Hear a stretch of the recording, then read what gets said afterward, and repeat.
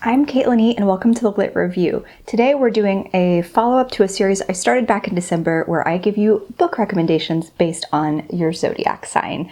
Now, of course, you can always take these recommendations regardless of the sign, but today we are doing Aquarius. And I know, I'm sorry, I'm very late in Aquarius season. It's been a time. I feel maybe extra pressure here because I am also an Aquarius, and so I felt like had to get this right. Usual disclaimers apply here. Not every sign is all the things ascribed to them. I am also not a professional, so please don't come for me if you feel like I got something wrong. I have done my homework to the best of my abilities here, and I've just kind of rolled with some recommendations for you. So Aquarians are an air sign, even though their symbol is the water bearer. This is something that has always confused me as an Aquarius, because it just feels like the answer is right there in front of you when you say it's a water bearer, and it's not. They're air signs. And now when I was looking up the dates for the Aquarius, there were some mild debates. Some people are saying like January 20th to February 18th, January 51st to February 19th. So there's like a little margin of error on the dates, but that's the general time frame. Their color, some say, is light blue. And general traits here on the positive and negative sides. They're really independent. They tend to be pretty intelligent or value intelligence a lot. They're really interested in being unique. Yes, I am wearing a fox ear beret, and I totally think that counts. They're also very idealistic and tend to be very passionate about the issues that they care about, particularly like reform or social justice or what's right or fair. I'll put that in quotes because, you know, people can make mistakes. They also tend to be ascribed to be like one of the more creative signs out there. So they value things like mental stimulation, novel experiences. One particular thing that I saw said that Aquarians could be best described as the eccentric professor. And I am attacked. The call is coming from inside the house because that's what I used to do for a living. I used to be a professor and a teaching assistant before I left to do my current job. So, yeah, I think eccentric professor totally nails that Aquarian vibe. On the flip side of that, some things that sometimes Aquariuses can struggle with is that they can be perceived as condescending or just be condescending. They can be perfectionists, which can be both a good and a bad thing, and they get really antsy or really fidgety when they feel bored. The one thing that I saw across multiple horoscopes for 2021 for the Aquariuses is that they're exhausted. Yeah, that they're exhausted, and that part of that exhaustion comes from the fact that, like, as a sign, they don't tend to ask for help very frequently, and they will really go and give at the expense of their own self-care. So the thing I was seeing as the biggest piece of advice for Aquarians in 2021 is to support yourself first and then reconnect with those closest to you. So I thought that was interesting. Some famous Aquariuses, Oprah Winfrey, Harry Styles, Shakira, Alicia Keys, Cristiano Ronaldo for my football or soccer fans out there, Judy Blume, Toni Morrison, Elizabeth Olsen. So if you're watching WandaVision, Aquariuses, you know your girl. And then my personal fave, Laura Dern.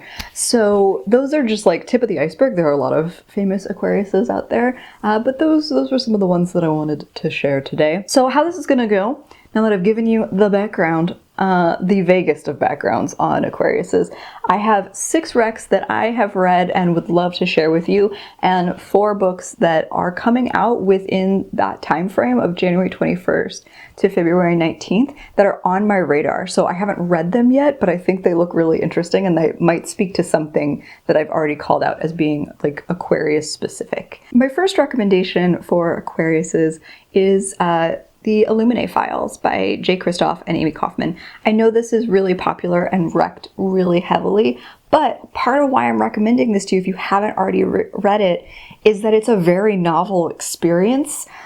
So, you know, it's a mixed media with case files and emails and countdowns, and a really compelling read. It's a really fast read. It's a new and novel experience, for me at least, when I first read these books. I do think the first one's probably the best in the trilogy. I also saw in multiple places when I was doing my research on Aquarians or Aquariuses that we like sci-fi, which is baffling to me. I mean, obviously, like I said before, nobody is everything about their sign descriptions, because like I enjoy sci-fi, but I really struggle to find sci-fi that I love, which is why I'm putting this here, because this is definitely a sci-fi novel that I love. I'm not going to be going into summary for a lot of these books because I just want to get you like the beats that feel like they connect to the signs.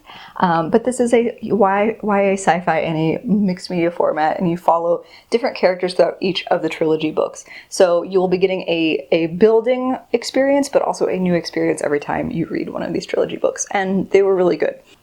Next, I'd like to recommend to you a book that I checked out from the library and really loved, but it was The Hate U Give by Angie Thomas. Now, I know this book gets over-recommended in some ways, but the reason I'm still doubling down on The Hate U Give by Angie Thomas is because I really feel like it speaks to some of the things I've talked about with the signs. Like, Star Carter, as our main character, is really idealistic. She also is fighting and passionate about a cause. She is a very smart person, both emotionally and mentally. And I think one of the things that I like to do with these recommendation videos is offer you things that like may push some buttons. So like the thing about condescending, like the negatives about the Aquarius side, like the perfectionism and the condescending. I feel like Star experiences a good deal of condescension, but she also talks really openly about how code switching affects her life, where she has to behave a certain way in a certain context. And I think that's a very interesting and unique take on perfectionism and what that means. Now, I haven't read Concrete Rose, which is the kind of like prequel novel by Angie Thomas that follows Star's dad when he is a teen, but I'm hearing really good things. And so I think if you are tired of hearing about The Hate U Give, I do think you should check out Concrete Rose. I certainly intend to. I really like Angie Thomas's writing, and I think like she really speaks to that independent, intelligent part. She, like, her characters are always so unique, so thoughtful and smart, and they are very passionate people, which I think you could say for a lot of authors out there, but I really like Angie Thomas's style. So there's that. And I always like to try to recommend a book to you written by somebody with that sign. There are plenty of options. Like I said, Judy Blume is one, Toni Morrison is another. And so that's why I would really like to recommend specifically the audiobook of The Source of Selfregard by Toni Morrison. This book is a series of essays collected from the entirety of Toni Morrison's career. They are really just beautiful and thought-provoking and challenging. I'm calling out the audiobook because I think Toni Morrison's work in many ways just deserves to be heard and read out loud in her capacity for prose or poetry. So I think there's something about the way she thinks and speaks her words that just make more sense to me in an audiobook format. So I'm really going to recommend that to you. And I think it will touch as well on some of that like novel experience, the idea of hearing essays spoken out loud. Even if you are a regular audiobook reader, there's something really compelling about this book when you listen to it. And then the next one, I don't have this copy here with me either, but I do own a copy, and it is a poetry collection that I think is one of the most unique poetry books I've ever read, and that is Knox by Anne Carson. So Anne Carson is a Canadian poet, and this book, I'll put a picture of it up here, but like it is, all the pages are connected. So if you take it out of this box that looks like a book, and then it's like it just like accordions out, and everything is connected, and it's such a unique reading experience. And it is very creative, and the part of you that is like deeply connected to people but is kind of sometimes removed, it's a book about grief and loss. And so I think that will touch on some of the emotional components of the Aquarius experience. I'd also like to recommend to you The Rook by Daniel O'Malley. This is the first book in a series, the Sheke, I don't know how to pronounce that, I'm so sorry, Files. But this is a book where the main character wakes up and has amnesia, but there are a bunch of dead people around her, and she's like, did I do this? And there's a note in her pocket from her past self telling her that she needs to be careful and she needs to figure out who done it, essentially. And so it's this really dynamic starting off point. I do think, since this is like, I'm pretty sure this is the first novel, there's some stuff that you're like, okay, first time, we're learning, we're growing, but I thought the premise was really compelling and I've really enjoyed this book and want to continue on with the series. So again, it's a little eccentric, it's a little strange, it's a little unique, but very creative. So I think this one, you don't hear too much about it on BookTube, or at least I don't. So I thought this would be a good recommendation for Aquariuses. And then maybe this is just my personal bias, but I didn't want this video to go by without a romance recommendation for you. So the one I'd like to recommend to you is Courtney Milan, The Heiress Effect. Now this is a kind of like standalone in a series. This is book 2 in the Brothers Sinister series, and I read this last year and loved it. It was great.